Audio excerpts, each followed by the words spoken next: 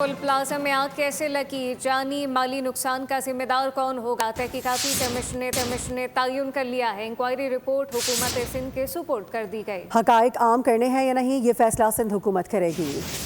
سانحہ گل پلازا کی تحقیقات کے حوالے سے اہم پیش رفت سامنے آئی، جہاں جسٹس آغا فیصل کی سربراہی میں قائم جوڈیشل کمیشن نے اپنی انکوائری مکمل کر لی۔